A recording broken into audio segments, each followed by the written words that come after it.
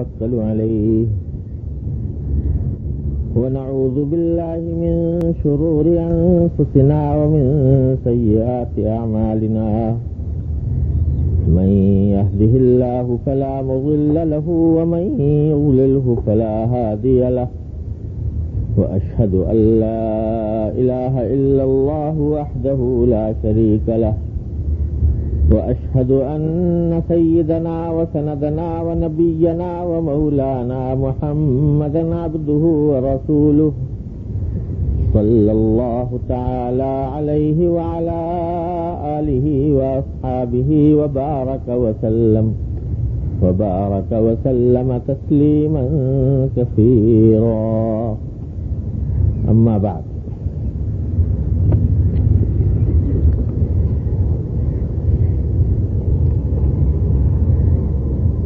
پچھلے جمعہ میں ایک حدیث شروع کی تھی جو حضرت ابو ہریرہ رضی اللہ تعالیٰ عنہ سے مروی ہے.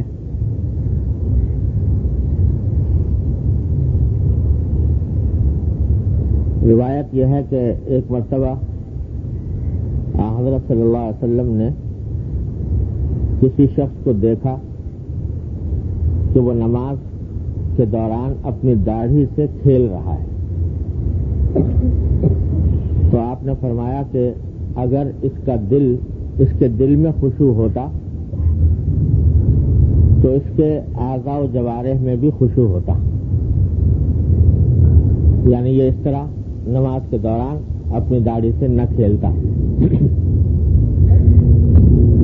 یہ حدیث اگرچہ سند کے اعتبار سے ضعیف ہے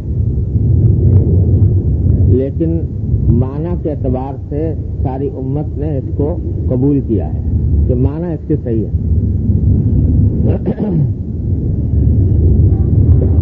اور خلاصہ اس کا یہ ہے کہ جب انسان نماز کے اندر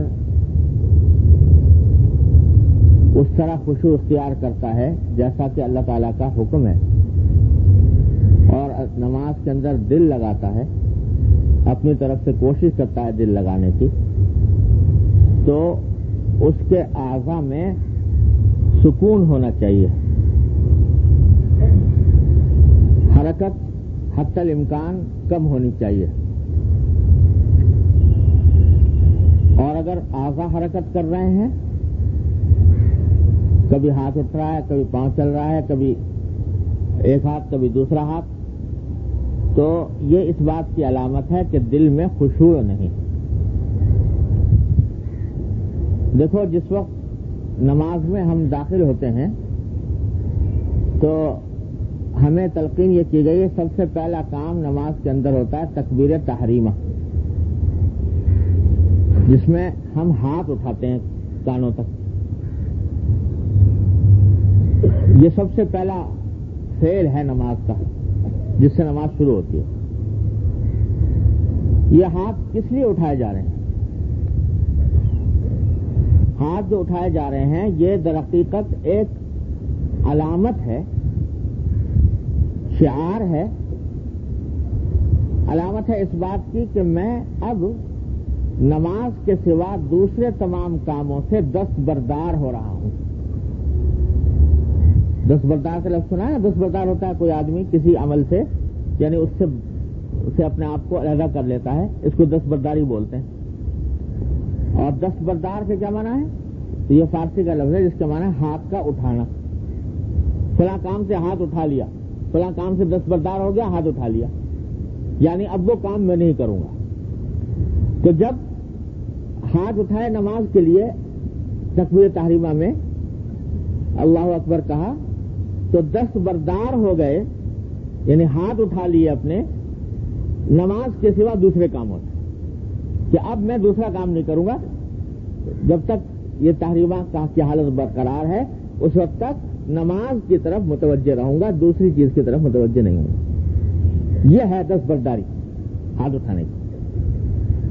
تو جب تم دستبردار ہو گئے ہو تھوڑی دیر کے لیے، کتنی زیادہ سے زیادہ دیر لگے گی؟ 4 منٹ 5 منٹ 4 رکعتیں ہوئی تو اس 5 منٹ کے لیے تم دستبردار ہو گئے تمام دوسرے کاموں سے.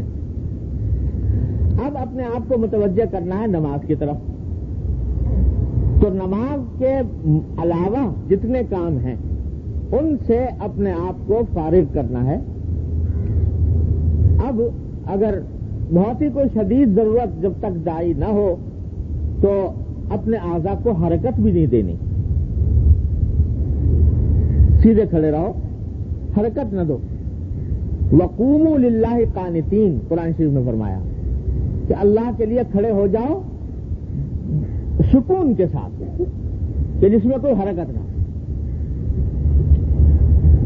اللہ اکبر. مجھے اپنے والد ماجد قدس اللہ تعالیٰ سرہ کے سنائی ہوئی بات یاد آئی کہ حضرت عبداللہ ابن مبارک رحمۃ اللہ علیہ, جن کا پہلے بھی کئی مرتبہ ذکر کرتا, پوری کتاب پڑھی ہے ان کی, کتاب الزہد.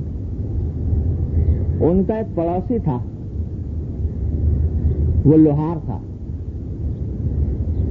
تو وہ یہ بتاتا ہے کہ میں رات کو دیکھا کرتا تھا عبداللہ بن مبارک کو, یہ اپنی چھت کے اوپر گرمی کے موسم میں نماز پڑھا کرتے تھے.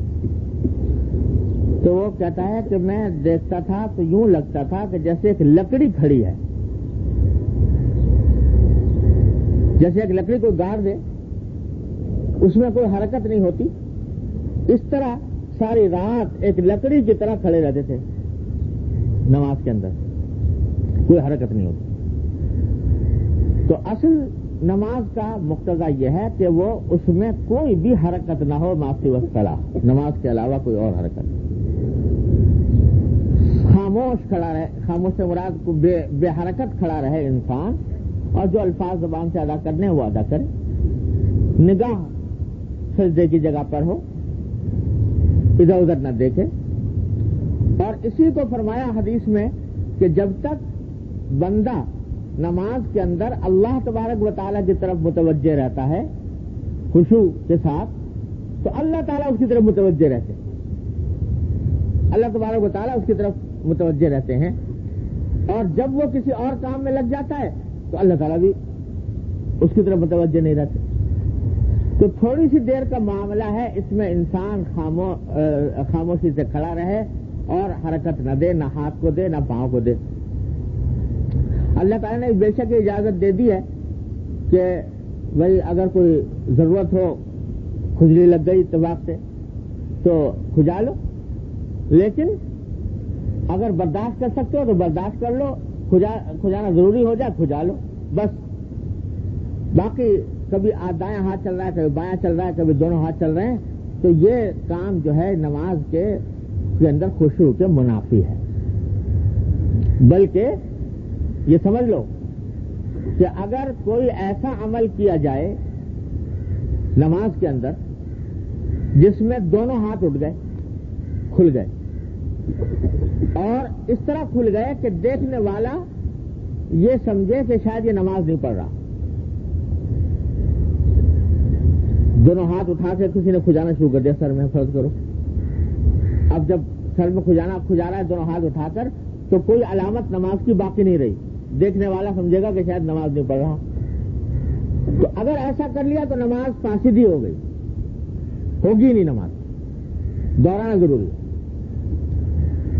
اور اگر ایک ہاتھ بندھا ہوا ہے اور ایک ہاتھ سے کوئی حرکت کی ہے بلا ضرورت, تو ایک مرتبہ تو چلو معاف ہے, لیکن اگر ایک ہی رکن میں 3 مرتبہ آدمی بلا ضرورت حرکت کرے, اس سے بھی نماز فاسد ہو جاتی.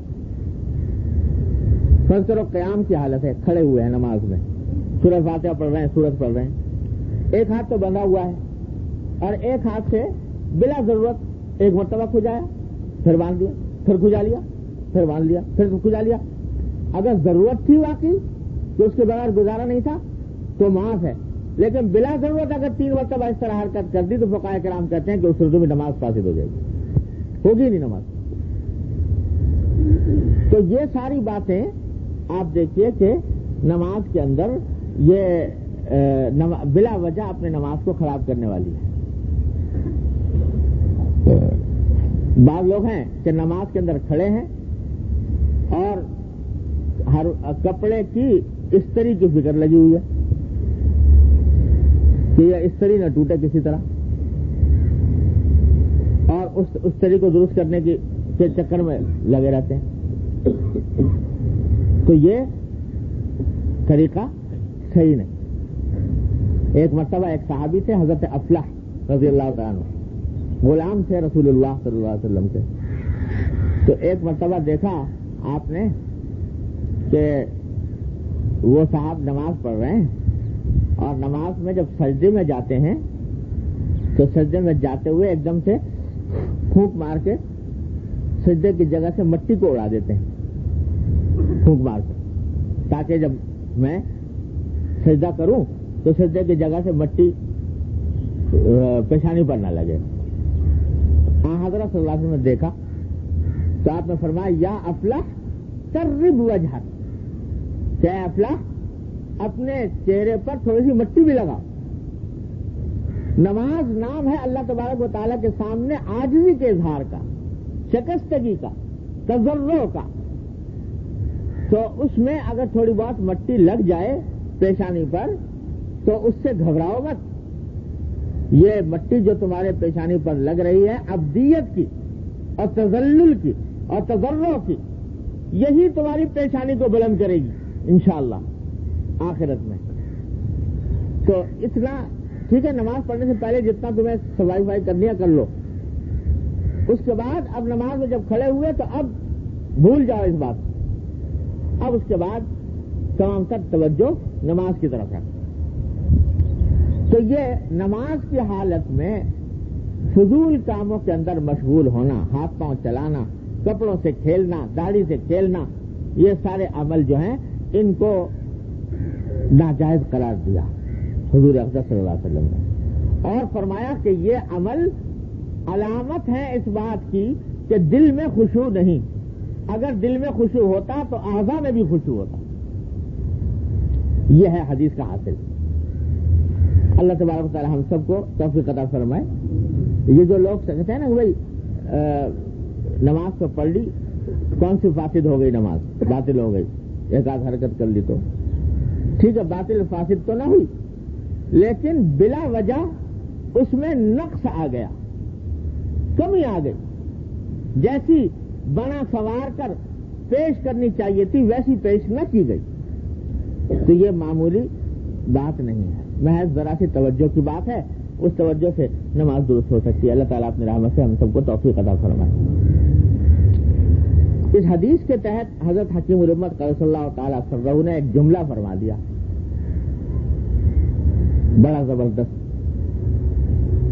اور وہ ایک مستقل علم ہے. فرمایا کہ فیہ کذب دعوی الباطن اذا خالفہ الظاہر،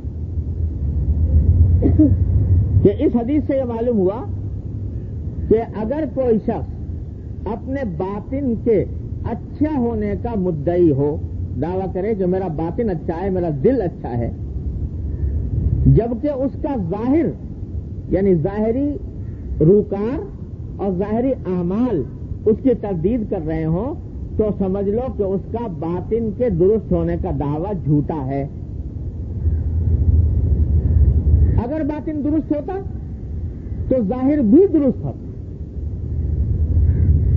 لہذا جو لوگ یہ دعویٰ کرتے ہیں کہ ہمارا باطن سے مراد دل کی کیفیات، اندر کے حالات یہ درست ہیں، یہ اس وقت تک قابل قبول نہیں جب تک کہ ظاہر بھی درست نہ ہو جائے.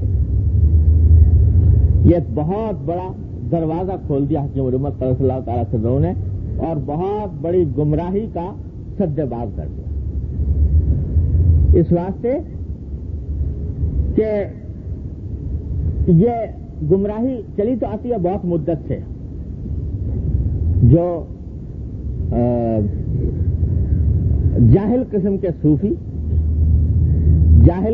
صوفی اور تصوف کے بناوٹی مشائخ وہ یہ بات کہتے چلے آئے ہیں کہ بھائی ہمارے ظاہر پر مت جاؤ، ہمارا باطن جو ہے یعنی ہمارے دل ہر وقت اللہ تعالیٰ کے ساتھ جڑا ہوا ہے، اللہ تعالیٰ کے ساتھ لگا ہوا ہے، اللہ تبارک و تعالیٰ کی یاد ہمارے دل میں بسی ہوئی ہے، اللہ تعالیٰ کا ذکر ہمارے رگوں پے میں پیوست ہے۔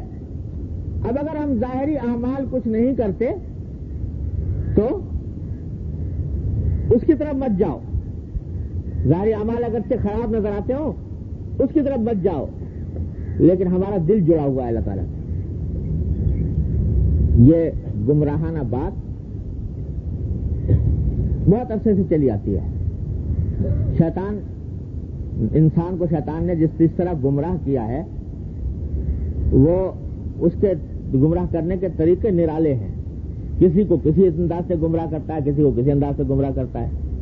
تو صوفیوں کو گمراہ کیا اس راستے سے کہ بھئی اصل چیز تو باطن ہے، دل ٹھیک ہونا چاہیے، لہذا جب وہ ٹھیک ہے تو اب ظاہر کے اوپر زیادہ توجہ کرنے کی ضرورت نہیں۔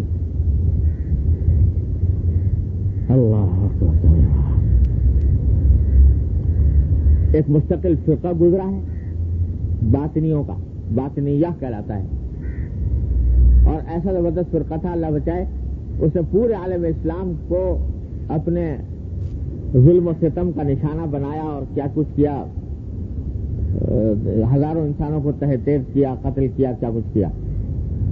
اس کے مذہب کی بنیاد یہی تھی کہ اسلام اور دین در حقیقت وہ نہیں ہے جس کو لوگ سمجھتے ہیں نماز، روزہ، حج، زکوٰۃ وغیرہ، بلکہ باطن کے کچھ اعمال ہیں، باطن کے کچھ افعال ہیں، وہ انسان کر لے تو بس فارغ ہے، ظاہری اعمال کچھ بھی نہیں۔ اور ہر قرآن کا بھی جو ظاہر سے سمجھ آتا ہے وہ کچھ نہیں، اس کے کچھ باطنی معنی ہیں جو ہم بتاتے ہیں۔ الیاذ باللہ، یہ باطنی قوم تھی۔ تو یہ گمراہانہ فکر بہت عرصے سے چلی آتی ہے، اور اس کا نتیجہ یہ ہے کہ اللہ بچائے کہ ساری دنیا کے گناہ ایک طرف کر رہے ہیں اور ساتھ ساتھ قطب الاقطاب بھی ہیں، پیر بھی ہیں، اور ساری دنیا کو اپنے مرید کرنے کے فکر میں بھی ہیں۔ یعنی آپ نے سنا ہوگا، اب بھی ہمارے ملک میں بھی پائے جاتے ہیں کہ بھنگ پینے والے، چرس پینے والے، اور اللہ بچائے نمازوں کا اہتمام نہ کرنے والے، کوئی بھی نماز نہیں پڑھتے لیکن ہے پیر، اور مریدوں کو یہ سبق پڑھایا ہوا ہے کہ ہمارا باطن اللہ تبارک و تعالیٰ سے جڑا ہوا ہے، لہذا ہمارے ظاہر کی طرف مت جاؤ۔ ایک اسی طرح کے ایک صاحب تھے جو اسی قسم کے ایک پیر سے مرید تھے، تو وہ ہر وقت اپنے پیر کا ذکر کرتے رہتے تھے کہ وہ نہیں سیوں کا اتفاق سے میں جانتا نہیں تھا کون پیر ہے، اتفاق سے پتہ لگ گیا، تو وہاں جا کے پتہ لگا کہ وہ تو اللہ بچائے ہر وقت ان کا بھنگ پی جاتی رہتی ہے، اور نماز روزے کا کچھ ذکر فکر نہیں۔ تو ان سے میں نے کہا بھائی یہ تو تم جس کو کہہ رہے تھے پیر ہے وہ تو بھنگ ونگ پیتے۔ تو اس کے جواب میں ان صاحب نے کہا کہ جی یہ بھنگ جو ہے نا یہ مولویوں کا تو حرام ہے لیکن صوفیوں کے لیے حلال ہے۔ تو مولویوں کے لیے حرام، صوفیوں کے لیے حلال، اس واسطے کہ صوفی نے کہتے ہیں یہ صوفی جو ہے یہ بھنگ پینے کے بعد اس کا دل جو ہے اللہ کی طرف اور زیادہ جو اللہ کی طرف، اللہ سے جڑ جاتا ہے، اللہ کی طرف اور متوجہ ہو جاتا ہے، لہذا یہ مولویوں کا ہے معاملہ، صوفیوں کے لیے کوئی بری بات نہیں۔ الیاذ باللہ۔ ابھی میرے پاس اسی ہفتے میں آپ ہی میں سے کسی صاحب کا، یہیں کے آنے والے صاحبان میں سے کسی کا خط آیا، تو اس نے لکھا کہ صاحب وہ ایک صاحب ہیں اور انہوں نے یہ کہا، اور پیر ہیں، انہوں نے کہا کہ بھئی دیکھو نماز جو ہے نا یہ اگر تمہارا دل چاہے تو پڑھو اور دل نہ چاہے تو ہرگز مت پڑھو۔ اس واسطے کہ اللہ میاں کوئی ایسا کام نہیں کرانا چاہتا جو تمہارے زبردستی کرایا جاتا۔ اللہ تعالیٰ جو ہے وہ یہ کہتا ہے کہ دین میں کوئی زبردستی نہیں، لا اکراہ فی الدین، لہذا دین کے اندر کوئی زبردستی نہیں، تو اگر تمہارا نماز پڑھنے کو دل چاہے اور اندر سے دل آمادہ ہو تو پڑھو، اور اندر سے کسی کا دل آمادہ نہیں ہوتا تو نہ پڑھو۔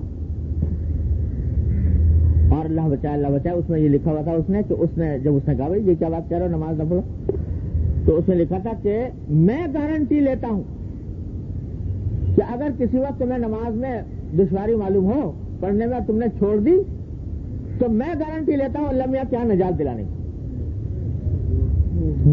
اللہ میاں تم سے سوال نہیں کریں گے۔ کیوں؟ کہتے ہیں وجہ اس کی یہ ہے کہ اصل چیز ہے دل کے اندر اللہ کی یاد کا بس جانا۔ تم ہمارے پاس آؤ، ہم تمہیں ایسے طریقے بتائیں گے کہ جس سے اللہ کی یاد تمہارے دل میں بس جائے گی، ہر وقت تمہارے دل میں اللہ اللہ اللہ ہوتا رہے گا۔ اور جب وہ دل میں بس گئی تو اب نہ تمہیں نماز کی حاجت، نہ تمہیں عبادت کرنے کی حاجت، نہ تمہیں ظاہری کسی عمل کرنے کی حاجت، بس اصل مقصد حاصل ہو گیا کہ اللہ تعالیٰ کے ساتھ تمہارا تعلق جڑ گیا۔ تو اب نماز پڑھی، دل چاہا پڑھ لو، نہیں چاہا نہیں پڑھو۔ اعوذ باللہ۔ یہ ابھی کسی صاحب نے مجھے خط میں لکھا کہ یہ وہ، اور ایک صاحب ہیں جن کو آپ بات سمجھ میں آ گئی، چلیں گے میرے دل کو لگ گئی یہ بات، دل کو لگ گئی کہ اللہ واقعی اللہ میں زبردستی تو نہیں کرنا چاہتے اپنے بندوں کے اوپر، لہذا اگر دل چاہ رہا ہے تو پڑھے، دل چاہ رہا ہے نہ پڑھے۔ تو یہ ساری گمراہی یہاں سے کہ باطن کو یہ سمجھا کہ وہ ظاہر سے ایک الگ چیز ہے، اور ظاہر سے الگ ہونے کے نتیجے میں اگر وہ درست ہو گیا تو اب اس کے بعد ظاہری اعمال کی کوئی قدر و قیمت نہیں۔ ارے خدا کے بندے، باطن نبی کریم سرورت عالم سے زیادہ کسی کا اچھا باطن ہو سکتا ہے؟ کوئی شخص یہ دعویٰ کر سکتا ہے کہ جس کا ذات کا نبی کریم صلی اللہ علیہ وسلم کا جیسا تعلق جڑا ہوا تھا اللہ تبارک و تعالیٰ سے، اور ہر آن آپ کا قلب جس طرح مشغول تھا اللہ تعالیٰ کی یاد میں، کسی اور کا اس کے برابر، اس کا آدھا، اس کا تہائی، اس کا ہزارواں حصہ ہو سکتا ہے؟ اس کے باوجود نماز ایک وقت کی معاف نہیں نبی کریم صلی اللہ علیہ وسلم۔ اب یہ کوئی نیا آ گیا کہ میرا دل اس سے زیادہ جڑا ہوا ہے اللہ تعالیٰ سے، میرے اوپر نماز معاف ہو گئی، اعوذ باللہ۔ تو حضور اقدس صلی اللہ علیہ وسلم نے جہاں باطن کو درست کرنے کی تلقین فرمائی، وہاں ظاہر کو درست کرنے کی تلقین فرمائی۔ میں نے اپنے شیخ سے سنا، اور یہ واقعہ پھر بعد میں حضرت شیخ عبدالوہاب شعرانی رحمۃ اللہ نے میزان کبریٰ میں لکھا ہے، المیزان کبریٰ میں، کہ حضرت شیخ عبدالقادر جیلانی رحمۃ اللہ علیہ، جو بڑے درجے کے اولیاء اللہ میں سے ہیں، ایک مرتبہ عبادت کر رہے تھے رات کے وقت تہجد میں، تو عبادت کرتے کرتے ایک دم سے ایک نور چمکا سامنے، ساری دنیا جیسے منور ہو گئی، اجالا پھیل گیا، نور چمکا، اور اس نور میں سے آواز آئی کہ اے عبد القادر، تو نے ہماری عبادت کا حق ادا کر دیا، اور اپنی عبادت کے ذریعے تو نے اپنے دل کو ہمارے ساتھ اس طرح جوڑ لیا کہ تیرے دل میں ہمارا ذکر سما گیا۔ اب ہم تجھ سے کہتے ہیں کہ اس تیری محنت کے صلے میں تجھ سے کہتے ہیں کہ اب تیرے اوپر سے ہم نماز کا فریضہ ہٹاتے ہیں، اب تجھے نماز پڑھنے کی ضرورت نہیں، واجب نہیں رہی تیرے ذمہ، فرض نہیں رہی نماز، اور جو اور دوسرے فرائض شرعیہ ہیں روزہ وغیرہ یہ واجب اور فرض نہیں رہا، اس واسطے کہ تو نے اپنے آپ کو ہم تک پہنچا دیا اور ہماری یاد کو اپنے قلب میں بسا لیا، تو اب تجھ سے یہ سب چیزیں معاف ہو گئی۔ نور چمکا اور اس میں سے آواز آئی،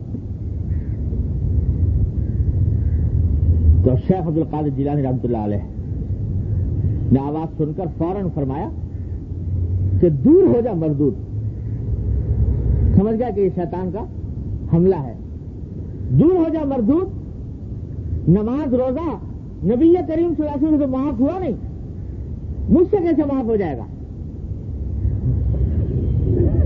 یہ کہنا تھا، وہ سارا نور وور سب ظاہر ہو گیا، چلا گیا۔ تھوڑی دیر کے بعد پھر دوسرا نور چمکا، اور پھر روشنی ہو گئی چاروں طرف. اس میں سے آواز آئی کہ اے عبد القادر آج تجھ کو تیرے علم نے بچا لیا, آج تجھ کو تیرے علم نے بچا لیا, ورنہ یہ وہ داؤ ہے کہ اس کے ذریعے میں نے بڑے بڑے اولیاء اور بڑے بڑے صوفیاء کو چت کر دیا ہے, گرا دیا ہے, کہ اس قسم کی آواز پیدا کر کے ان کو گمراہ کر دیا اور فرائض سے غافل کر دیا. لیکن تو میرے دعوے میں نہیں آیا اور تیرے علم نے تجھ کو بچا لیا. یہ آواز آئی. تو حضرت شیخ عبد القادر جیلانی رحمۃ اللہ علیہ نے جواب میں فرمایا کہ مردود دوبارہ دھوکہ دیتا ہے, مجھے میرے علم نے نہیں بچایا, میرے اللہ کے فضل نے بچایا, میرے اللہ کی رحمت نے بچایا. تو یہ ہیں صحیح معنی میں صوفیاء کرام جو حقیقت سمجھتے ہیں, شیطان کے دھوکوں سے باخبر ہیں, شیطان کی گمراہ کرنے والے کے اسلوب اسالیب سے باخبر ہیں.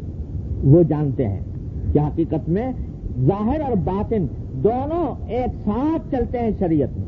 قرآن کریم نے فرمایا وَذَرُوا ظَاهِرَ الْإِثْمِ وَبَاطِنَهُ, ظاہری گناہ کو بھی چھوڑو اور باطنی گناہ کو بھی چھوڑو. تو شریعت نے جس طرح معاف کیجیے گا, شریعت نے جس طرح حکم دیا ہے باطن کی درستی کا, ظاہر کی درستی کا بھی شریعت نے حکم دیا ہے, اور وہ بھی واجب ہے. اور ظاہر اگر درست نہ ہو تو باطن کبھی درست ہو ہی نہیں سکتا. مثال میں نے شاید پچھلی بتا دی تھی کہ جب کوئی پھل سڑتا ہے, اندر اگر اس کے اندر سے سڑا ہے تو ضروری نہیں کہ چھلکے پر بھی اس کا اثر آ جائے ظاہر کے اوپر. بعض اوقات اندر سے سڑا ہوا ہوتا ہے, ظاہر ٹھیک ٹھاک ہوتا ہے. اور اگر ظاہر کے اوپر اثر آ رہا ہے تو یہ علامت اس بات کی ہے کہ باطن ضرور سڑا ہوا ہے. اگر اندر سے خرابی نہ ہوتی تو چھلکے پر اثر نہ آتا. تو یہی معاملہ شریعت کے ظاہری احکام کا بھی ہے کہ ظاہری احکام پر اگر عمل نہیں ہے تو کبھی باطن اچھا ہو ہی نہیں سکتا. ہاں یہ ہو سکتا ہے کہ ظاہر ٹھیک ہو اور باطن خراب ہو, یہ ہو سکتا ہے کہ ظاہر اچھا ہو باطن اچھا ہو, لیکن یہ نہیں ہو سکتا کہ ظاہر خراب ہو اور باطن اچھا ہو. باطن ظاہر خراب ہی اس وقت ہوتا ہے جب باطن کے اندر خرابی ہوتی ہے. تو یہ بات خوب اچھی طرح ذہن نشین کر لینی چاہیے. یہ جو میں نے یہ گمراہی چاہیے تو تھی صدیوں پہلے باطنیوں اور جاہل صوفیوں کی طرف سے, اور رفتہ رفتہ اب یہ گھر کر گئی ہمارے جدید تعلیم یافتہ لوگوں کے دل میں بھی, نئے پڑھے لکھے لوگوں کے. یہ جملہ ہر وقت زبان کے اوپر چڑھا رہتا ہے کہ بھائی صاحب اسلام جو ہے وہ ظاہر واہر کو نہیں دیکھتا, بلکہ وہ ہر چیز کی روح کو دیکھتا ہے, دل کو دیکھتا ہے, اندر کو دیکھتا ہے کہ اندر بات درست ہے کہ نہیں ہے. لہذا اگر کہیں جہاں ظاہری احکام آتے ہیں نا شریعت کے تو بھائی انسان کا سراپا ایسا ہونا چاہیے, وضاقتہ ایسی ہونی چاہیے, خاص طور سے داڑھی کی بات آتی ہے کہ بھائی مردوں کے لیے داڑھی رکھنا ضروری ہے, تو جواب میں کہتے ہیں بھائی دیکھو یہ تو ظاہر کی باتیں ہیں اور شریعت میں اتنی وہ نہیں ہے ظاہر پرستی, بلکہ شریعت تو اصل میں باطن کو درست کرنا چاہتی ہے. اور باطن کو درست ہو گیا تو اس کے بعد پھر داڑھی رکھی نہ رکھی, وہ ظاہر درست ہوا کہ نہ ہوا, وضاقتہ کیسی بنا لی, تو ان چیزوں کی طرف زیادہ دھیان نہیں کرنا چاہیے. مولویوں نے زیادہ اس کے اوپر زور دے دیا ان چیزوں کے اوپر.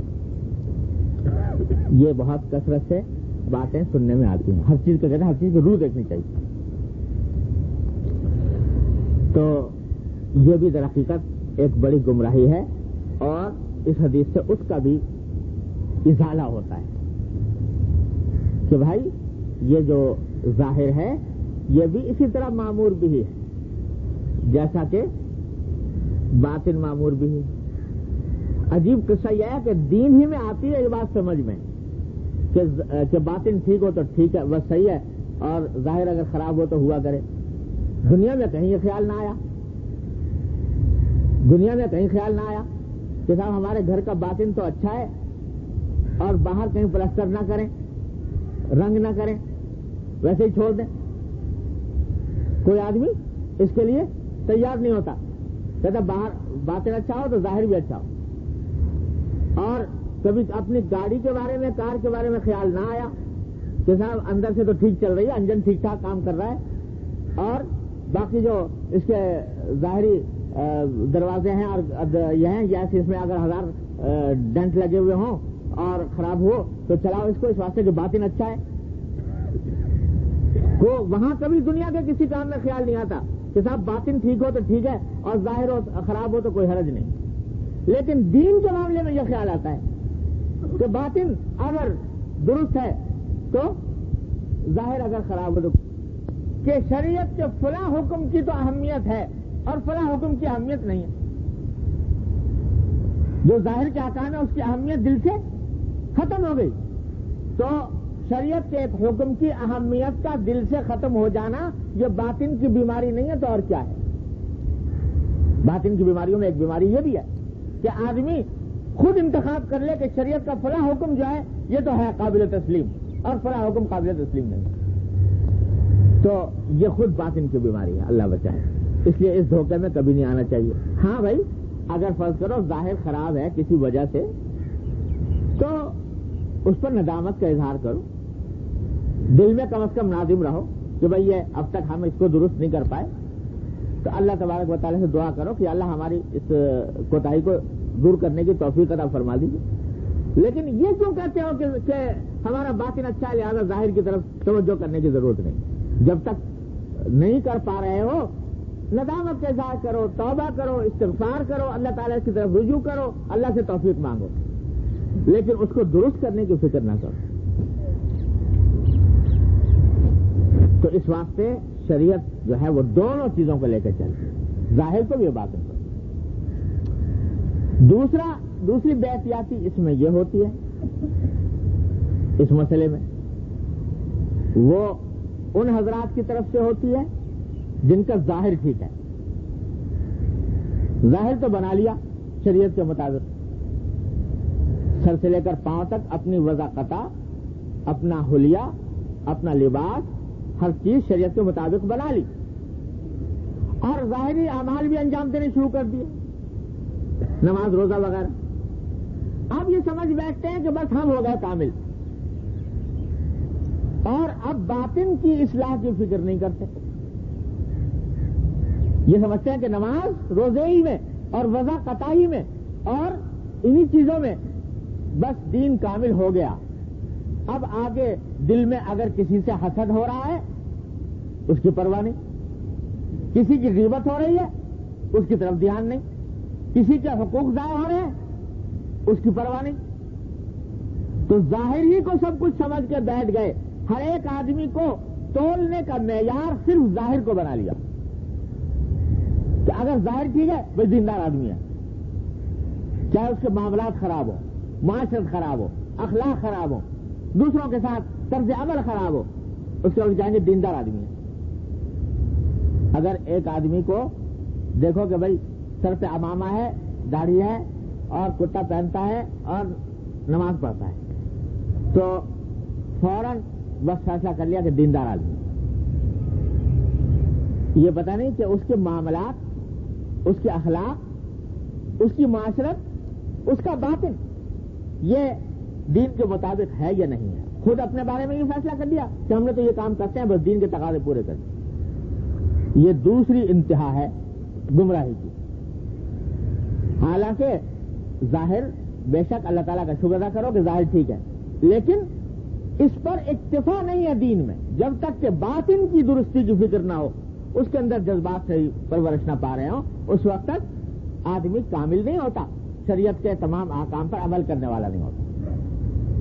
یہی وجہ ہے جو ظاہر کے اوپر زیادہ ظاہر کو درست کرنے والے لوگ ہیں، اگر ان کے ہاں کوئی آدمی ان کے نگاہ میں ظاہر میں کوئی کمی کوتاہی کر دے تو بہت مایوب اور اس کو بہت برا سمجھتے ہیں، لیکن باطن میں کمی کوتاہی ہو جائے تو اس کو اتنا معیوب اتنا برا نہیں سمجھتے, اس کی اتنی فکر نہیں کرتے. اگر فرض کرو ظاہری وضع قطع جو ہے وہ کسی کی ٹھیک ٹھاک ہے اور لیکن ساتھ ساتھ غیبت کرتا ہے لوگوں کی, حسد میں مبتلا ہے, دوسروں سے بغض کر رکھے ہوئے ہے, عداوت میں مبتلا ہے, معاملات خراب ہیں, جھوٹ بولتا ہے, تو اس کی اتنی برائی نہیں ہوگی جتنی کہ اس شخص کی جس کا ظاہر ہمارے خیال میں درست نہیں ہے. تو یہ بھی غلط بات ہے. شریعت نام دونوں چیزوں کا ہے, ضرور ظاہر اس میں وہ باطنہ, ظاہری گناہ کو بھی چھوڑو اور باطنی گناہ کو بھی. اللہ اکبر. ایک مرتبہ ایک شخص نے حضرت حکیم الامت مولانا تھانوی قدس اللہ تعالیٰ سے کو خط میں لکھا کہ حضرت میرا بہت دل چاہتا ہے آپ کی خدمت میں حاضر ہونے کو, اور چاہتا ہے کہ آپ کی مجلس سے, آپ کے ملفوظات سے, آپ کی صحبت سے فیض حاصل کروں, لیکن مسئلہ یہ ہے کہ میں ظاہری وضع قطار حلیہ جو ہے میرا سر سے لے کے پاؤں تک وہ شریعت کے مطابق نہیں ہے, دین کے مطابق نہیں ہے, علماء اور اولیاء کے مطابق نہیں ہے. مطلب جیسے کہ آج کل کے لوگ ہوتے ہیں خاص طور سے انگریزی تعلیم یافتہ, تو اس قسم کا میرا حلیہ ہے, مطلب کہ نہ داڑھی ہے نہ کپڑے اس طرح کے ہیں. تو اس واسطے مجھے آپ کی خدمت میں آتے ہوئے شرم معلوم ہوتی, کس طرح ہوں. تو حکیم الامت قدس اللہ تعالیٰ سے نے جواب میں لکھا کہ بھائی یہ اصل میں سمجھ لیا کہ یہ آدمی غلطی میں ہے تو, لیکن ساتھ ساتھ اس کو اصلاح کی فکر بھی ہے, اس کی شرم بھی ہے, ندامت بھی ہے. تو جواب میں حضرت نے لکھا کہ بھائی کوئی مذائقہ نہیں, آپ کا ظاہر خراب ہے, میرا باطن خراب ہے. آپ کا ظاہر خراب ہے, میرا باطن خراب ہے, تو دونوں ایک ہی کشتی کے سوار ہیں, آ جائیے دونوں مل جل کر ایک دوسرے کو درست کرنے کی کوشش کریں. یہ جواب دیکھو کہ میرا ظاہر خراب, آپ کا ظاہر خراب ہے, میرا باطن خراب ہے, آ جائیے دونوں مل جل کر ایک دوسرے کا اس کی کوشش کریں گے, اصلاح کی کوشش کریں گے. یہ کہہ کے بلا لیا. تو اللہ تبارک و تعالیٰ نے پھر جو قسمت میں لکھا تھا اس کی اصلاح اللہ تبارک و تعالیٰ نے کہاں سے کہاں پہنچا دی. تو نہ یہ کہ وہ کہتے کہ نہیں بھائی تیرا تو ظاہر خراب ہے, بھاگ جائے یہاں, تو وہ محروم ہو جاتا. حضرت نے یہ جواب ارشاد فرمایا. تو اس واسطے دونوں چیزوں کو ساتھ لے کر چلنا ہوتا ہے, تب دین کے تقاضے پورے ہوتے ہیں, ظاہر بھی اور باطن بھی. نہ صرف باطن کی فکر سے کام بنتا ہے, نہ صرف ظاہر کی فکر سے کام بنتا ہے, دونوں چیزیں ساتھ چلنی چاہیے, تب دین کے اندر دین کی تکمیل ہوتی ہے. اور یہ مذاق جو آتا ہے وہ پیدا ہوتا ہے در حقیقت بزرگوں کی صحبت, اس کے بغیر نہیں ہوتا. عام طور پر لوگوں نے اپنے اپنے دائرے بنا رکھے ہیں دین کے, اس دائرے کے اندر جو ہے وہ سمجھتے ہیں دین ہے, اور اس سے باہر اس کی فکر نہیں. اس دائرے سے باہر نکل کے دوسرے کو سمجھتے ہیں کہ یہ دین کا مسئلہ ہی نہیں ہے. تو ہمارے ایک بزرگ نے ایک جملہ ایک مرتبہ کہا, تو اس کو اگر صحیح سمجھا جائے تو بات بڑی صحیح ہے, بعض لوگ غلط استعمال کرتے ہیں لیکن بات صحیح ہے.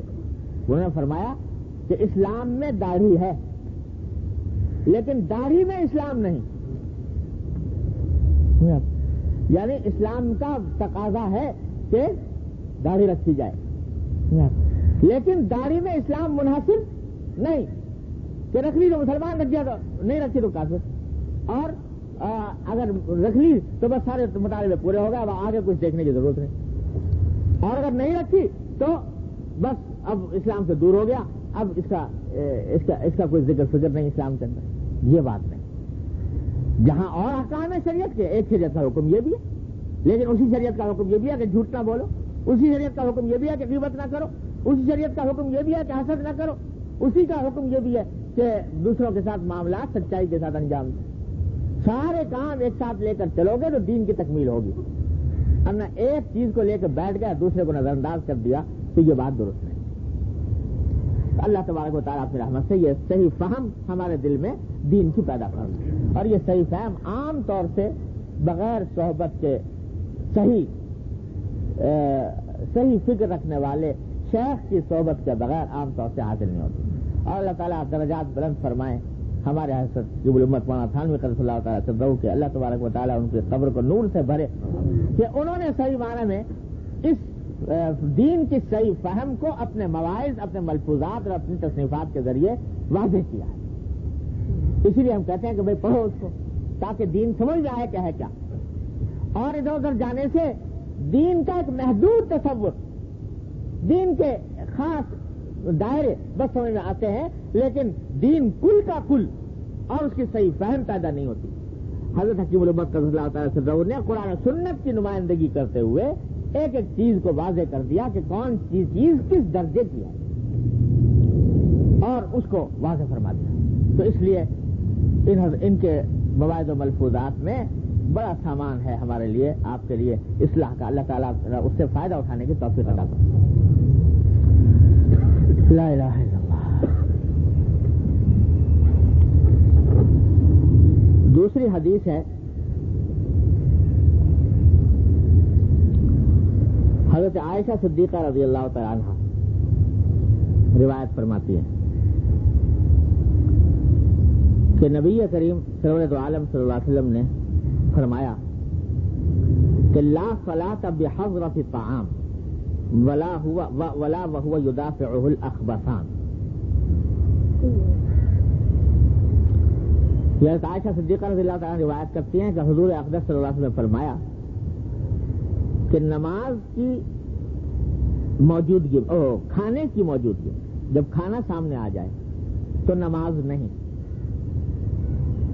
اور جب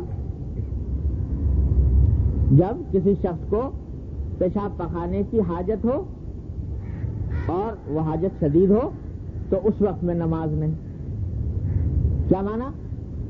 کہ دو وقت میں نماز نہیں پڑھنی چاہیے، نماز کو مؤخر کرنا چاہیے۔ ایک وہ وقت جبکہ کھانا سامنے آ گیا اور کھانے کی طرف طبیعت راغب ہے تو اس وقت میں کھانا پہلے کھاؤ، نماز بعد میں پڑھو۔ اسی طرح اگر پیشاب پخانے بیت الخلاء جانے کی حاجت ہے تو پہلے اس حاجت کو پورا کرو پھر نماز پڑھو۔ مقصود اصل میں یہ ہے کہ نماز جو ہے ایسی چیز ہے کہ انسان کو نماز کی طرف اس وقت جانا چاہیے جب اس کا دل دوسرے علائق سے حتی الامکان فارغ ہو، دل کسی چیز میں اٹکا ہوا نہ ہو۔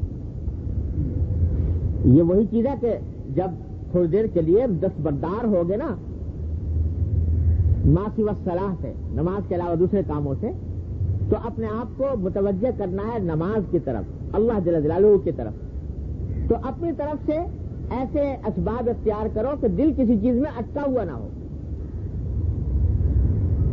تو اس حدیث کی وجہ سے اور اس جیسی دوسری احادیث کی بنا پر فقہاء کرام نے بہت ساری مثالیں دی ہیں کہ بھائی ایسے حالت میں نماز نہیں پڑھنی چاہیے، ایسے حالت میں نماز نہیں پڑھنی چاہیے۔ یہاں تک لکھ دیا علامہ شامی رحمۃ اللہ علیہ نے کہ جب آدمی جماعت مسجد میں پڑھ رہا ہو تو جوتے پیچھے رکھ کے بھی نماز نہیں پڑھنی چاہیے، اس واسطے کہ دل لگا رہے گا پتہ نہیں کوئی جوتا اٹھا کے نہ لے جائے۔ تو کہتے ہیں کہ ایسی جگہ جوتے رکھ کے مسجد میں کہ جہاں اس کو اندیشہ ہو کہ کوئی اٹھا کے نہ لے جائے، ایسی جگہ جوتے رکھ کے نماز نہیں پڑھنی چاہیے۔ سامنے رکھ لو، مال عرب پیش عرب سامنے رکھ لو تاکہ ذہن فارغ ہو جائے کہ بھائی اب ٹھیک ہے محفوظ ہیں جوتے۔ یہاں تک کہا فقہاء کرام کوئی بھی ایسا کام جو انسان کو نماز سے متوجہ کرنے میں، نماز کی طرف متوجہ ہونے میں رکاوٹ بنے، دل اس میں اٹکا ہوا ہو، ایسی حالت میں حتی الامکان نماز نہیں پڑھنی چاہیے۔ اپنے آپ کو فارغ کر کے آؤ نماز کے لیے۔ اللہ تو نماز در حقیقت ایسی چیز ہے جو مقصود بالذات ہے، انسان کی زندگی کے مقاصد میں سے ہے نماز. وما خلقت الجن والانس الا لیعبدون. ہماری زندگی کا اصل مقصد اللہ کی عبادت ہے. جب اللہ کی عبادت ہے تو اصل مقصد یہ ہے. تو اور چیزوں سے اپنے آپ کو فارغ کرو, نماز کی طرف اپنے آپ کو متوجہ کرو. تو دوسری چیزوں کے علائق کو بیچ میں سے قطع کرو, ایسی چیزیں جن سے دل اٹکا رہے. میرے والد ماجد قدس اللہ تعالیٰ صدر اللہ تعالیٰ ان کے درجات بلند فرمائے, ہم لوگ بعض اوقات منہ سے زبان سے یہ کلمہ نکل جاتا تھا جب کھانا رات کو کھانے کی نوبت کا وقت آتا, تو کبھی یہ کلمہ ہم میں سے کسی کے منہ سے نکل جاتا کہ چلو بھائی ذرا نماز سے فارغ ہو لیں پھر کھانا کھائیں گے. نماز سے فارغ ہو لیں پھر کھانا کھائیں گے. تو حضرت والد صاحب قدس اللہ تعالیٰ سرہ نے ایک مرتبہ ڈانٹا. کیا کہتے ہو؟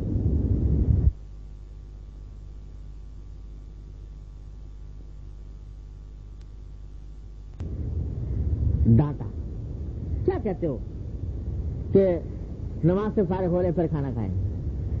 کیا مطلب فارغ ہو لے؟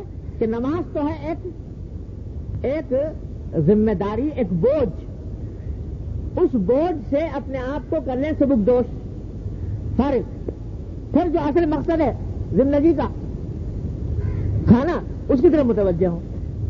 تو کھانے کو جو بنا لیا مقصود اصلی, اور نماز کو بنا لیا بوجھ, کہ اس سے فارغ ہو جائے بوجھ سے, تو اصل مقصد کی طرف متوجہ ہوں. تو حضرت بھائی صاحب صلی اللہ علیہ وسلم فرماتے ہیں کہ ارے بھائی جو الٹا معاملہ کر دیا, جو اصل مقصود تھا اس کو بنا دیا بوجھ, اور جو ایک ضرورت کی چیز تھی اس کو بنا دیا اصل مقصود. اور پھر سنایا جو قرآن شریف نے فرمایا ہے حضور اقدس صلی اللہ علیہ وسلم سے خطاب کرتے ہوئے سورہ الم نشرح میں, وَإِذَا فَرَغْتَ فَانصَبْ. حضور اقدس صلی اللہ علیہ وسلم سے خطاب ہے کہ اے نبی صلی اللہ علیہ وسلم, جب آپ فارغ ہو جائیں, کہیں سے فارغ ہو جائیں, جتنے بھی کام میں لگے ہوئے ہیں ان سے جب فارغ ہو جائیں تو آپ تھکیے, یعنی اپنے آپ کو اللہ کی عبادت میں, نماز میں, ذکر میں مشغول کر کے اپنے آپ کو تھکائیے. تو فارغ ہو کر تھکائیے اپنے آپ کو نماز کے اندر, فارغ دوسری چیزوں سے اور متوجہ نماز کی طرف. اور ظاہر ہے کہ حضور اقدس صلی اللہ علیہ وسلم کی فراغت کہیں سے تھی. کوئی دنیا کا کام کر رہے تھے, کوئی تجارت چل رہی تھی, کوئی پیسے کمانے کا دھندا تھا, جو کچھ مصروفیات تھی وہ بھی دینی کی مصروفیات تھی. لیکن دین کی جو اور مصروفیات تھی, جہاد ہو, دعوت ہو, تبلیغ ہو, وہ ساری عبادت لغیر ہی ہیں, عبادت ہیں بالواسطہ. اور یہ نماز روزہ جو ہے یہ براہ راست عبادت ہے. تو فرمایا کہ جو بالواسطہ عبادت آپ انجام دے رہے ہیں, جب ان سے فارغ ہو جائیں تو اب بلا واسطہ عبادت اللہ تبارک و تعالیٰ کے حضور حاضر ہو کر انجام دو.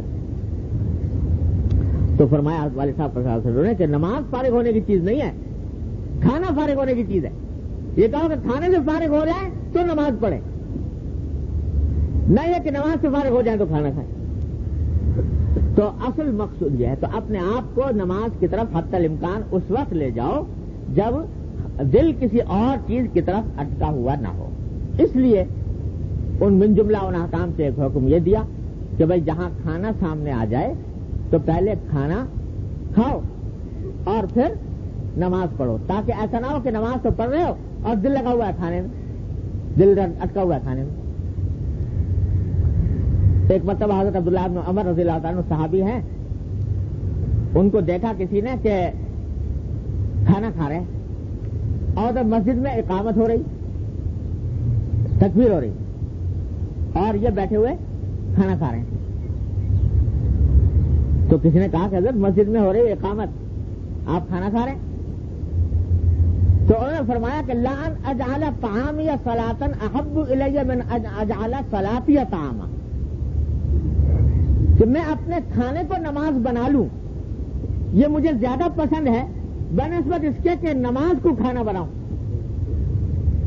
یعنی یہ کہ اگر میں جا کے اس وقت جبکہ بھوک لگی ہوئی تھی شدید اور جا کے میں نماز میں کھڑا ہو جاتا تو کھڑا تو ہو گیا, لیکن وہ نماز کھانا ہی بن جائے گی, کیونکہ نماز میں دھیان لگا ہوا ہے کھانے کی طرف.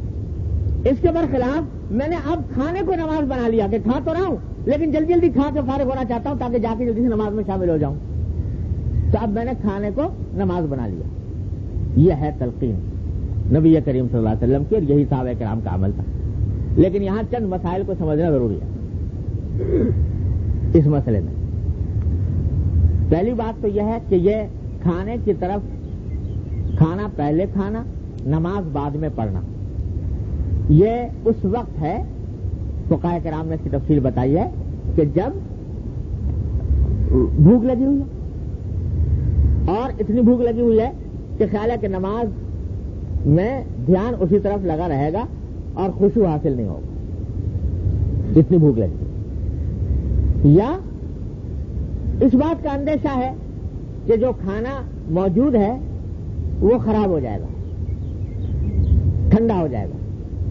جس کسی نے فرض کرو کوئی کسی نے دعوت کر رکھی ہے اور وہ دعوت جو ہے وہ بیچارے نے اہتمام کر کے کیا، تم اگر چھوڑ کے چلے جاؤ گے تو اس کو اٹھانے میں، لے جانے میں، دوبارہ لانے میں، گرم کرنے میں تکلیف ہوگی. تو ایسی صورت میں کھانا پہلے کھانا چاہیے. لیکن جہاں ان میں سے کوئی اندیشہ نہ ہو، اپنے اختیار کا معاملہ ہے، نہ کوئی ایسی زیادہ شدید بھوک لگی ہوئی ہے، نہ کوئی ایسا مسئلہ ہے کہ بھائی نماز کے اندر جائیں گے تو دھیان کھانے کی طرف لگا رہے گا، ایسا کوئی مسئلہ نہیں ہے، نہ کسی کو کوئی تکلیف ہونے کا سوال ہے، کھانا پہلے سے پہلے موجود ہے، اب بھی مل جائے گا. تو اس صورت میں پھر نماز کو مقدم کر لینا چاہیے اور نماز کو مقدم کرنے میں کوئی مذائقہ نہیں. پہلی دو صورتیں جو میں نے بتائیں جہاں بھوک شدید لگی ہوئی ہے کہ اس کی وجہ سے نماز کی طرف دھیان پوری طرح ہونے میں خطرہ ہے، تو وہاں تو فقہاء کرام نے یہ فرمایا کہ یہ جماعت ترک کرنے کا بھی عذر ہے. اس کی وجہ سے اگر جماعت بھی جاتی رہے تو اللہ کے یہاں انشاءاللہ معاف ہوگا. لیکن بعد میں پھر آدمی حتی امکان اپنے گھر میں جماعت کرنے کی کوشش کر لے، مسجد کی جماعت چھوٹ گئی. لیکن جہاں ان میں سے کوئی مسئلہ نہیں ہے تو اس کی وجہ سے جماعت ترک نہ کرنی چاہیے، جماعت مسجد میں جا کے پڑھے اور حتی امکان اپنا نظام الاوقات اس طرح بنائے کہ اس میں ہر چیز اپنے اپنے وقت پر ہو جائے، مسجد کے اندر جماعت بھی ہو جائے اور کھانا بھی اپنے وقت پر ہو جائے. ایسا نہ بناؤ، تو اس طرح کا انتظام کرنا چاہیے. ایک بات تو یاد رکھنے کی. دوسری بات یہ یاد رکھنے کی ہے کہ یہ جو حکم دیا کہ کھانے کی طرف پہلے متوجہ ہو جاؤ، یہ ٹھیک ہے. حضرت عبداللہ بن عمر نے فرمایا کہ بھئی میں کھانے کو نماز بناؤں یہ بہتر ہے، ویسے کہ نماز کو کھانا بناؤں. لیکن یہ وہ ہے کہ اتفاقیہ ایک آدھ مرتبہ کبھی ایسا ہو گیا، کوئی آدمی اپنی ساری زندگی کا معمولی یہ بنا لے کہ این ادھر اقامت ہو رہی ہے ادھر کھانا اتار رہا ہے، معمول بنا لے اس کو.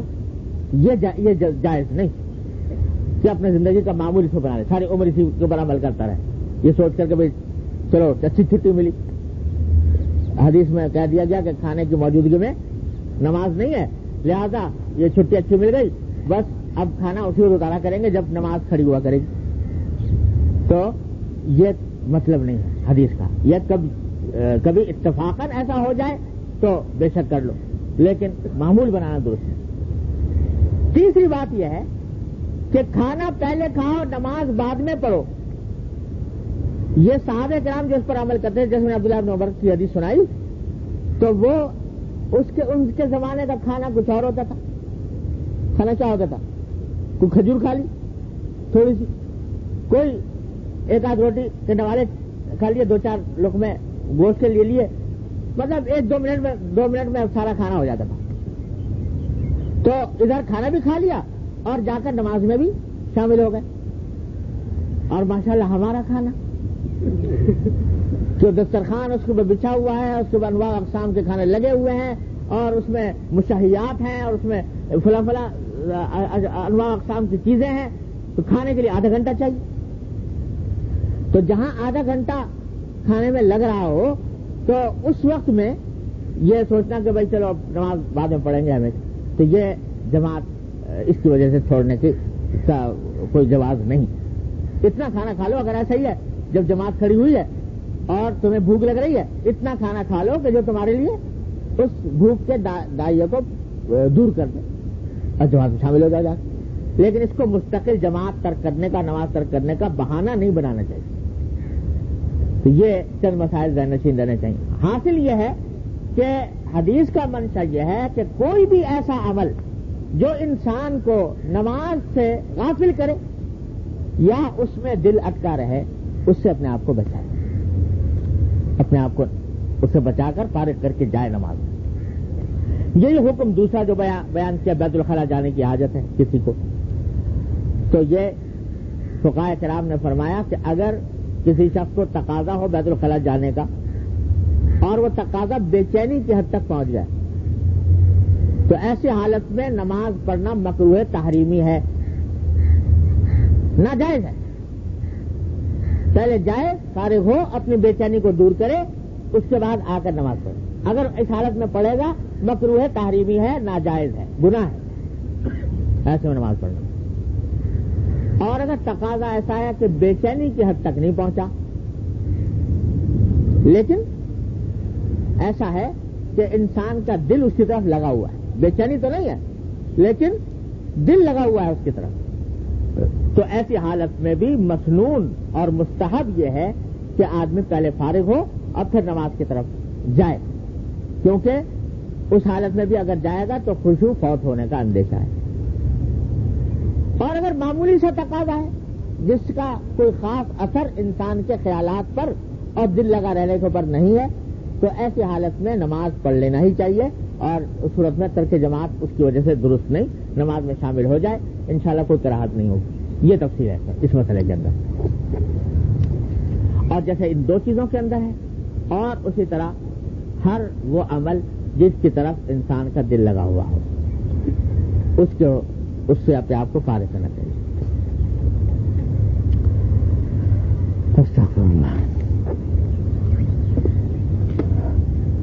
تو اب یہاں پر بھی آپ دیکھیے کہ حضور اقدس صلی اللہ علیہ وسلم پہلے سے ایک فضا بنانا چاہتے ہیں نماز کہ نماز کے لیے تیاری یہ کرو کہ اپنے آپ کو دوسرے علائق سے حتی الامکان فارغ کر کے نماز کی طرف جاؤ تاکہ خشوع جو مطلوب اور مقصود ہے وہ حاصل ہو.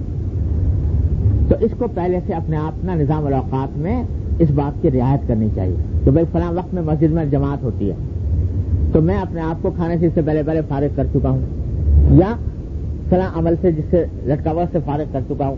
آدمی نظام اس طرح کا بنائے تاکہ اس کے ذریعے ان تمام احکام پر عمل ہو جائے. اللہ تعالیٰ مجھے آپ کو سب کو اس کی توفیق عطا فرمائے.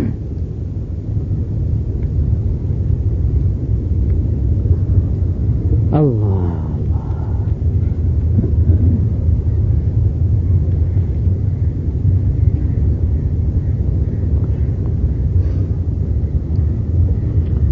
آگے ایک حدیث حضرت نے نقل فرمائی ہے.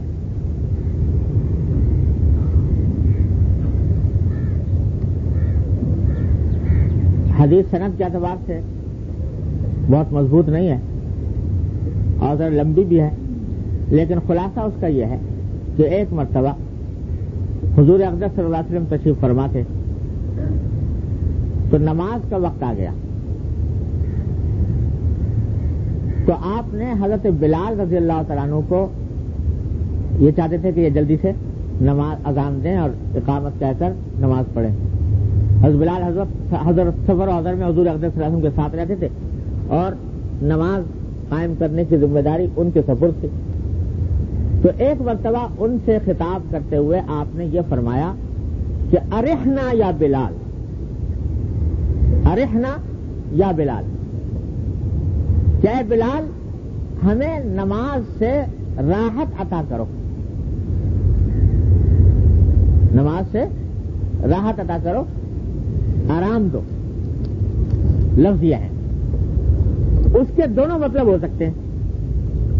ایک مطلب یہ ہو سکتا ہے کہ نماز کے بغیر ہمیں راحت نہیں، آرام نہیں، نماز کا انتظام کرو تاکہ آرام ملے. اور ایک مطلب یہ بھی ہو سکتا ہے کہ ہمیں نماز کے ادا کرنے کے بعد ایک راحت فراغت کی حاصل ہوتی ہے وہ راحت دو. تو یہ سوال پیدا ہوتا ہے کہ یہ جو میں ابھی آپ کو بتا رہا تھا کہ میرے والد نے تنبیہ فرمائی کہ بھائی نماز فارغ ہونے کی چیز نہیں ہے, دوسری چیز میں فارغ ہو کر نماز کی متوجہ ہو. تو حضرت نے یہاں پر حدیث نقل کر کے اشارہ کیا کہ بعض لوگ اس کا مطلب یہ سمجھے کہ حضور اقدس صلی اللہ علیہ وسلم یہ فرما رہے ہیں کہ اس ذمہ داری کا بوجھ ہے دماغ پر نماز کا, تو ہمیں راحت دو کہ ہم اس ادا کر کے نماز کا فریضہ ادا کر کے اپنے آپ کو فارغ کر لیں. تو حضرت نے فرمایا کہ حضور اقدس صلی اللہ علیہ وسلم کا منشا یہ نہیں تھا. منشا یہ جو ہے یہ کمزور آدمیوں کا, جن کو نماز میں دل نہیں لگتا, ان کا ہوتا ہے یہ جب یہ بوجھ سر سے اتر جائے پھر آپ دوسرے کاموں میں مشغول ہوں. حضور اقدس صلی اللہ علیہ وسلم کا منشا یہ نہیں تھا. حضور اقدس صلی اللہ علیہ وسلم کا منشا یہ تھا کہ ان کا تو حال یہ ہے کہ خود فرماتے ہیں کہ قرۃ عینی فی الصلاۃ, میری آنکھوں کی ٹھنڈک نماز میں ہے. یہاں تک فرما دیا کہ دنیا سے مجھے 3 چیزیں محبوب ہیں, خوشبو, ٹھنڈا پانی وغیرہ, اور ساتھ ہی فرما دے لیکن میری آنکھوں کی ٹھنڈک نماز میں ہے. وہ قرۃ عینی فی الصلاۃ, میری آنکھوں کی ٹھنڈک نماز میں. یعنی جو مزہ, جو کیف, جو راحت, جو آرام مجھے نماز میں ملتا ہے وہ کسی اور چیز میں نہیں ہوتا. تو در حقیقت حضور اقدس صلی اللہ علیہ وسلم کا منشا یہ تھا کہ مجھے نماز قائم کر کے مجھے وہ وصال کی, اللہ تبارک و تعالیٰ کے ساتھ وصال کی لذت کا موقع فراہم کرو, اور نماز کے اندر جو لذت اور راحت ہے اس کا موقع فراہم کرو. یہ مقصد نہیں تھا جیسا کہ ہم لوگ بول دیتے ہیں کہ بھئی یہ بوجھ سر سے اتار دو. یہ ہے مقصود حضور اقدس صلی اللہ علیہ وسلم کا. اور دوسری ایک بات اور بھی ہو سکتی ہے, حضرت فرماتے ہیں یہاں پر, وہ یہ ہے کہ یہ تو نہیں ہے کہ کوئی بوجھ سمجھ رہا ہو نماز, لیکن بہرحال جب تک انسان کے سر ایک ذمہ داری ہوتی ہے اس وقت تک انسان اپنے آپ کو ایک اس کی ادائیگی تک سبکدوش محسوس نہیں کرتا. تو وہ ایسا نہیں کہ کوئی بوجھ ہے اس کو اتارنا چاہ رہا, لیکن ایک فریضہ ہے, اس فریضے کی ادائیگی کرنا مقصود ہے, اور فریضے کی ادائیگی کرنے سے خود ایک راحت حاصل ہوتی ہے. اگر اس معنی کی راحت کوئی شخص ہے تو اس میں کوئی نہیں. میں جو مثال دیتا ہوں کہ جیسے کہ ایک شخص کو بیٹی کی شادی کرنی ہے, تو بیٹی کی شادی کرنا ایک فریضہ سمجھتا ہے, جب تک نہیں کرتا تو رخصتی نہیں ہوتی, اور کرنے کے بعد ایک فریضے کی سے سبکدوش ہونے کا اطمینان راحت حاصل ہوتی ہے. لیکن اس کا معنی یہ نہیں ہے کہ بیٹی کو بوجھ سمجھ رہا ہے کہ بیٹی میرے گھر میں ہے تو بوجھ ہے, اس کو نکال دو کسی طرح. جس طرح وہاں ایک انسان اپنے اس فریضے سے سبکدوش ہونا چاہتا ہے, اس لیے تاکہ میرے ساتھ جو ایک ذمہ داری ہے اس کو میں صحیح طریقے سے انجام دے دوں. تو اس حد تک کہنے میں کوئی حرج نہیں کہ میں اس ذمہ داری سے سبکدوش ہونا چاہتا ہوں, لیکن اس کو بوجھ سمجھ کر اس سے فارغ ہونے کی فکر یہ ہے بری بات جو نہیں چاہیے. اس حدیث میں یہ حضرت نے تشریف فرمائی. اچھا اللہ تعالیٰ جو کچھ بڑا سنا ہے اس کے عمل کی توفیق عطا فرمائے. اللہم صل علی سیدنا کما صلیت علی ابراہیم وعلی آل ابراہیم انک حمید مجید. كما صليت على إبراهيم وعلى آل إبراهيم إنك حميد مجيد. ربنا ظلمنا أنفسنا وإن لم تغفر لنا وترحمنا لنكونن من الخاسرين. ربنا ظلمنا أنفسنا وإن لم تغفر لنا وترحمنا لنكونن من الخاسرين. ربنا آتنا في الدنيا حسنة وفي الآخرة حسنة وقنا عذاب النار. ربنا آتنا في الدنيا حسنة وفي الآخرة حسنة وقنا عذاب النار. يا أرحم الراحمين اغفر لنا ورحمة ہمارے تمام گناہوں یا اللہ ہمارے تمام چھوٹے بڑے اگلے پچھلے خفیہ علانیہ ظاہر و باطن ہر طرح کے گناہوں کو معاف کرنا. یا اللہ اپنی رحمت کے فضل و کرم سے ہمیں سیدھے راستے پہ چلنے کی توفیق عطا فرما. یا اللہ ہمیں اتباع سنت کی توفیق کامل راستے عطا فرما. یا اللہ اپنی رحمت اپنے فضل و کرم سے ہر طرح کی معصیتوں سے, گناہوں سے, منکرات سے, ظاہریوں یا باطنی اپنے فضل و کرم سے رحمت ہم سب کی حفاظت فرما. یا اللہ ہمیں ہمارے متعلقین احباب سب کو یا اللہ ہر طرح سے ظاہری بات میں گناہ اور معصیت میں محفوظ فرما. یا الرحمین اپنے فضل و کرم سے رحمت سے تمام حاضر محاضرات ان کے تمام جائز مقاصد میں کامیابی عطا فرما. یا اللہ سب کی پریشانیوں کو دور فرما, سب کی مشکلات کو آسان فرما. یا اللہ اپنے رحمت اپنے فضل و کرم سے تمام لوگوں کے دل میں جو مرادیں ہیں اپنی رحمت سے ان کو عافیت کے ساتھ سہولت کے ساتھ پورا فرما. یا اللہ جن لوگوں نے ہم سے دعا کے لیے کہا ہے اپنی رحمت سے ان سب کے دلی مرادوں کو پورا فرما. یا اللہ ہم نے ہمارے متعلقین میں جو لوگ بیمار ہیں انہیں صحت قابل عادل مستقل عطا فرما. یا اللہ جو پریشان حال ہے ان کو پریشانی کو دور فرما. جو تنگست ہے ان کی تنگستی کو رفع فرما. جو بے روزگار ہے اپنی رحمت سے ان کو جائز حلال روزگار واسع عطا فرما. یا اللہ جو مقروض ہیں ان کے قرضوں کی ادائیگی کا سامان فرما. یا اللہ جو بے اولاد ہیں اپنی رحمت سے ان کو سارے اولاد عطا فرما. یا اللہ جس کی جو حاجت ہیں اپنی رحمت سے اپنے فضل و کرم سے پورا فرما. اللهم انا نسألك من خير ما سألك من عبدك ونبيك محمد صلى الله عليه وسلم ونعوذ بك من شر ما استعاذ من عبدك ونبيك محمد صلى الله عليه وسلم. ربنا تقبل منا انك انت السميع العليم وتب علينا